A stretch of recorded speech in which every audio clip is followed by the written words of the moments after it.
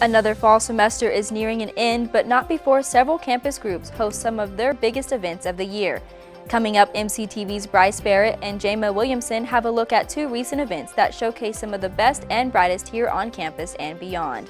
Many Texas Tech athletes enjoyed some turkey, dressing, and then headed straight back to practice to prepare for the weekend competition.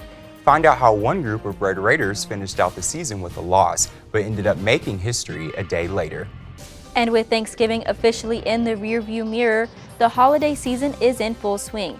But shortly before Turkey Day, MCTV's Reagan Ranzer stopped by a popular local shopping extravaganza that helped get area residents in the festive mood a little early. This is the MCTV Weekday Update. Welcome to the Monday edition of the MCTV Weekday Update. I'm Patricia Perry. And I'm Matthew Zimmerman. In less than 2 weeks, the fall 2021 semester will officially come to a close. The last day of finals will not only mark the midpoint of another school year, but also the end of the first semester with no COVID-19 restrictions. As of today, Texas Tech officials have reported 1,604 cases of COVID-19 within the campus community since classes started in August. That number is made up of primarily infections within the student body, with 1,297 students testing positive for COVID-19. There were also 307 employees who reported a COVID-19 infection during the last 4 months. Beyond the first 4 weeks of classes, case number remained relatively steady with an average of just under 30 cases during the 9 weeks prior to the Thanksgiving holiday. The largest number of cases reported came within the second week of classes, with a total of 347 infections within the Tech community. The lowest number of 5 came last week, but that number was affected by the lack of students on campus prior to the Thanksgiving holiday. Currently, there are no vaccine clinics being held on campus between now and the end of the semester, but campus officials are still encouraging all students, faculty, and staff to get their shots. Most local pharmacies offer their vaccine, along with weekly clinics being held by Lubbock Health Department. As a reminder, all doses of the COVID-19 vaccine are free of charge.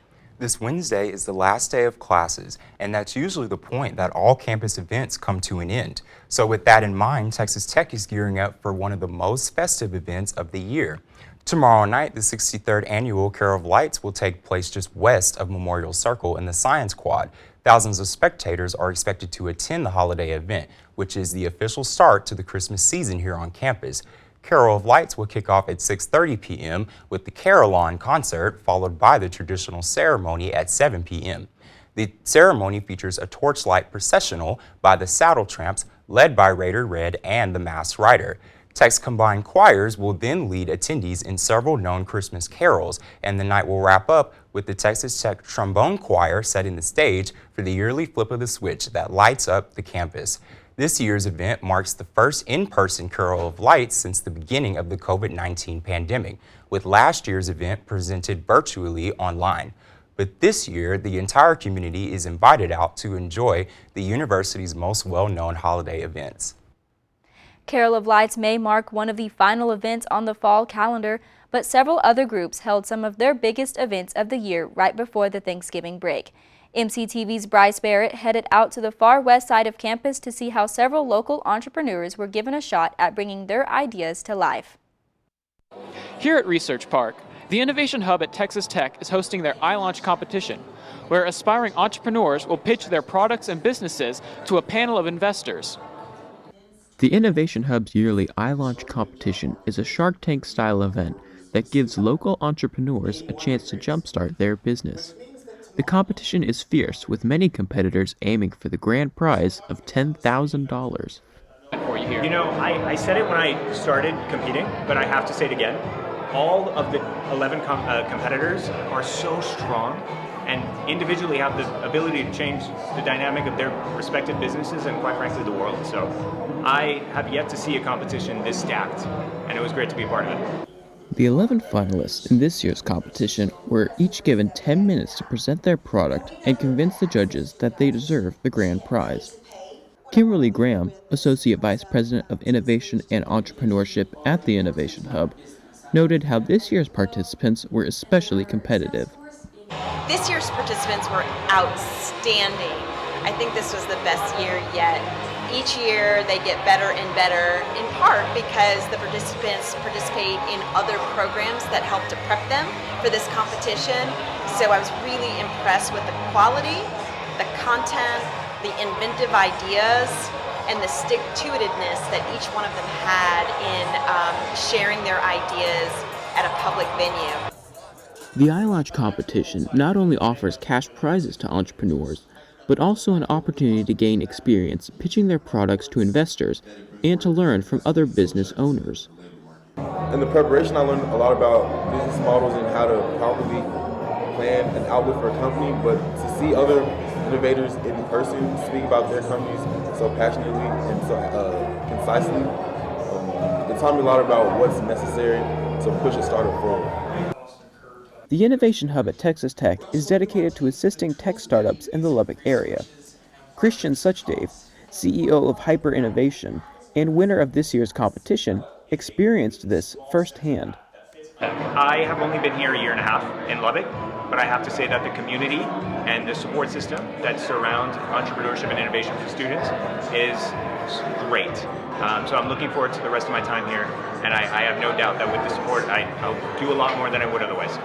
Hyper Innovation plans to use the prize money from the iLaunch competition to file 2 additional patents and jumpstart their business venture. For MCTV, I'm Bryce Barrett. The Tech campus is one of the most diverse places in the Lubbock area.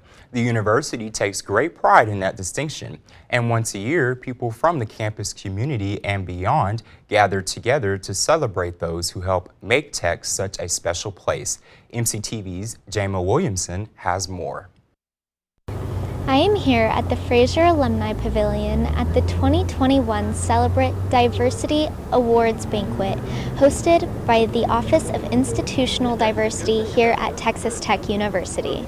Dr. Ashley Gonzalez talks about her role at the Office of Institutional Diversity and what the organization stands for. So I am the Senior Director in the Office of Institutional Diversity, providing support and resources to our faculty, staff, and community members as we work to progress and increase awareness and programs that relate to diversity, equity, and inclusion. This event is held each fall to recognize those within the Texas Tech and Lubbock communities who exemplify inclusivity in their field. The Office of Institutional Diversity promotes cross-cultural awareness through collaborations with the staff to better teach the students ethical leadership. So this is our 11th year hosting the Celebrate Diversity Awards Banquet, which has 2 different parts. So we honor and celebrate those within the Texas Tech and Lubbock community who are going above and beyond to really create a climate of awareness and inclusivity as they progress DEI, diversity, equity, and inclusion in their areas. We host a bunch of workshop faculty meetings, so I have to send out certificates, thank you cards. People travel far and wide to attend this event. Elizabeth Vargas, a known television journalist and reporter, was the featured speaker at this year's banquet and shared a beautiful story of what inclusivity meant to her.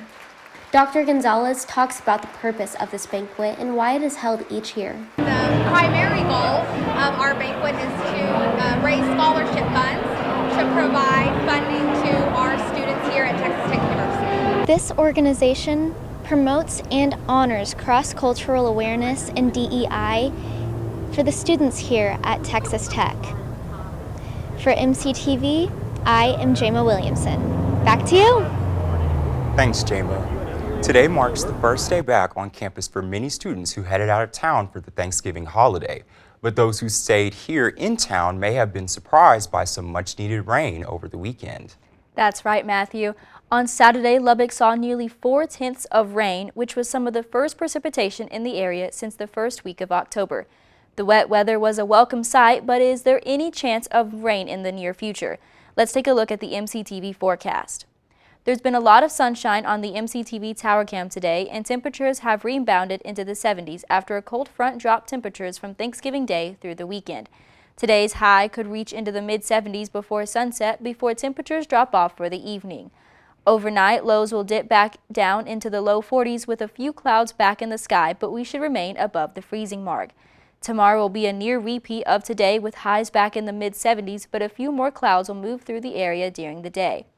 The last day of classes will bring a return of sunny skies, and once again temperatures are predicted to climb into the 70s. Dead Day also looks nearly identical with the return of a few clouds, but overall it should be a mild few days before the start of finals. Looking ahead, highs should climb even higher to end the week before another cold front drops temperatures over the weekend. With finals only a few days away, many students are focused on getting through the end of another semester. But for others, the end of finals also marks the end of their college careers. But before heading out into the workforce, there's one last big moment to enjoy as a Red Raider. The Fall 21 commencement ceremonies are scheduled for Friday, December 10th and Saturday, December 11th. The ceremonies will feature thousands of students who will walk across the stage during 4 ceremonies to receive their undergraduate or graduate degrees. On Friday, the ceremonies will start at 2 p.m. with students from the College of Arts and Sciences, Architecture, and the Honors College. The evening session will begin at 7 p.m. and feature the Graduate School, College of Education, and the College of Visual and Performing Arts. On Saturday, the final 2 graduation exercises will start at 9 a.m. with students walking across from the College of Media and Communication, Agricultural Sciences and Natural Resources, and Human Sciences. And this year's commencement schedule will wrap up at 1 p.m. Saturday afternoon with the College of Business, Engineering, and University programs. Unlike the last several commencement ceremonies, no tickets will be required, and the events are free and open to the public. There will be no capacity limits and no other COVID protocols in place during the ceremonies. But if you are unable to attend in person, Texas Tech will also live stream all ceremonies online.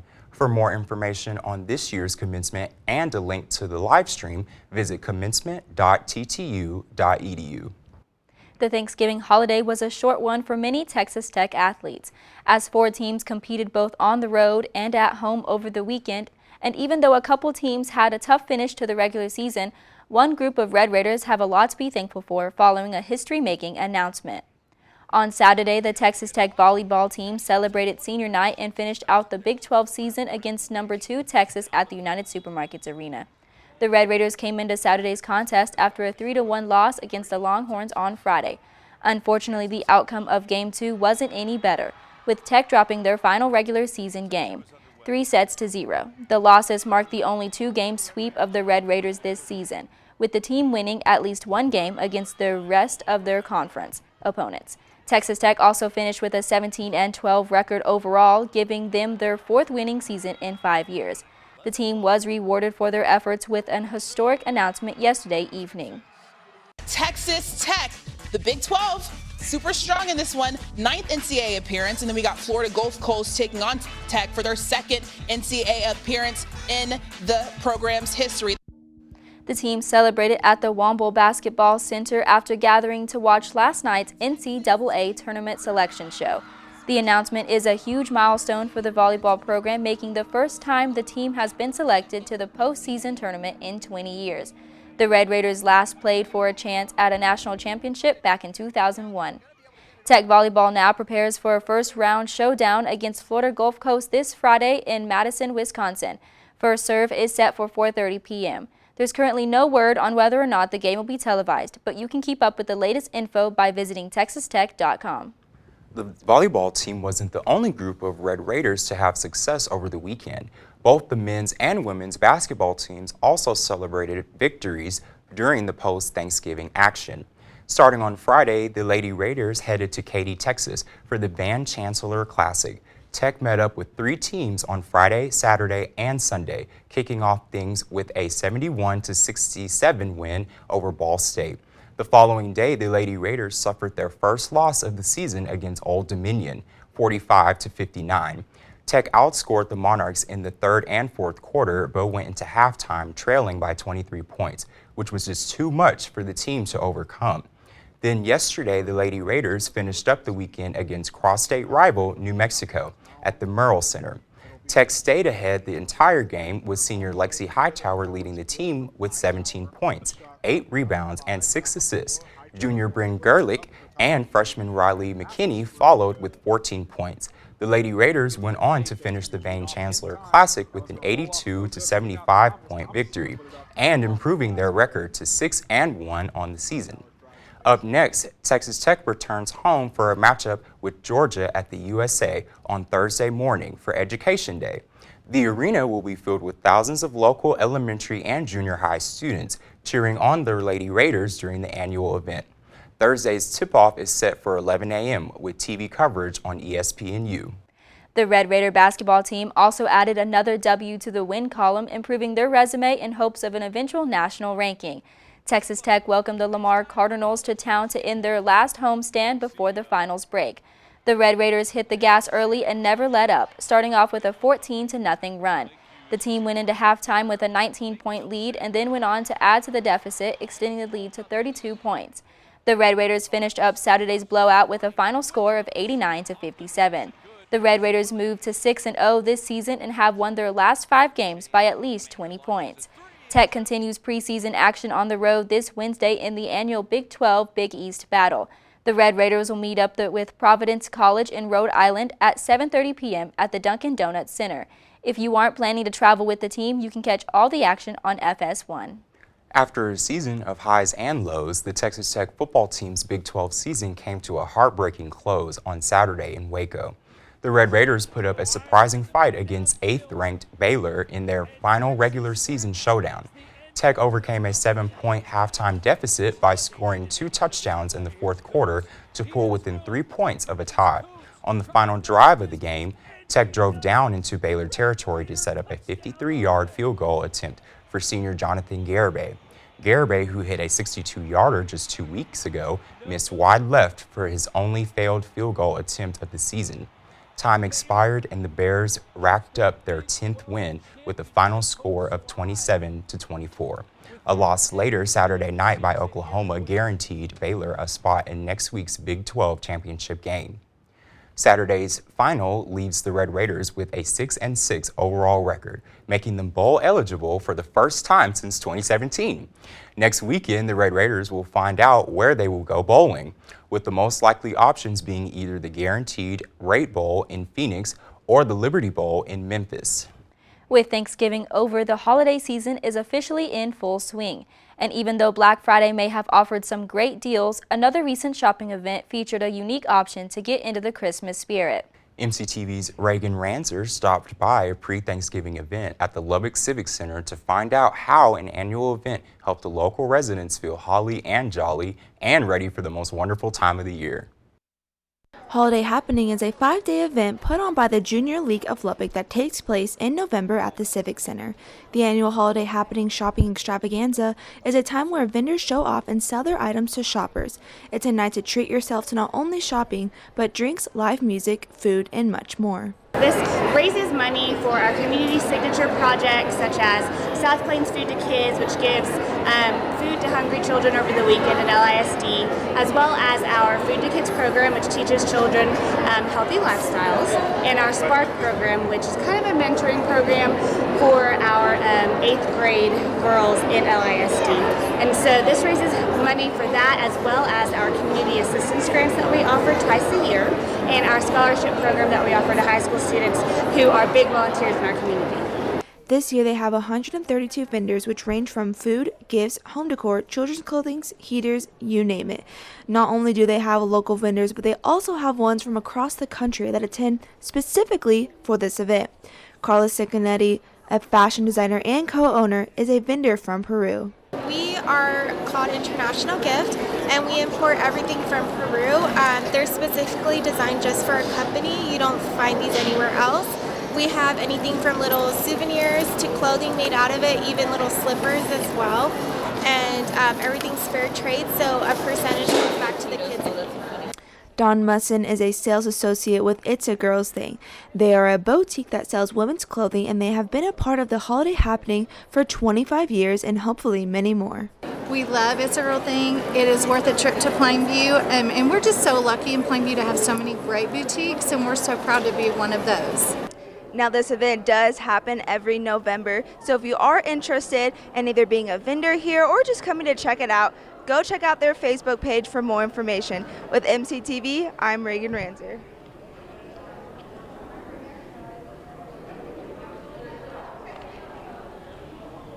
This is good.